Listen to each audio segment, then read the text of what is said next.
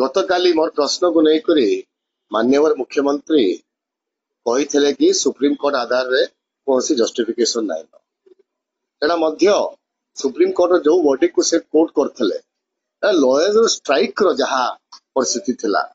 ताकू बंद करबा लागि सुप्रीम कोर्ट से ओपिनियन देइथिला परंतु हाई कोर्ट बेंच उपरे एमिति कोनोसी वर्डिक्ट नाइन कोनोसी जगह रे एटा हे पारिबो नाही। आज मुख्यमंत्री गोटे स्टेटमेंट देइछन्ती स्पष्टीकरण देइछन्ती कि पश्चिम ओडिशा रे हाई कोर्ट बेंच करबा लागि सरकार पाखरे विचार दिन अछि। आमे विचार दिन केते वर्ष रखिबा माननीय मुख्यमंत्री ग्रह को अश्योरेंस देबा कथा कि पश्चिम ओडिशा रे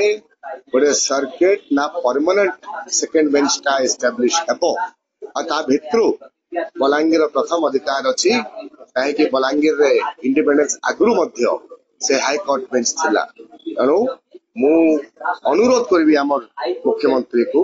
से ग्रह रे गोटे एश्योरेंस दियंतु कि पश्चिम ओडिशा रे गोटे हाई कोर्ट बेंच करिवे।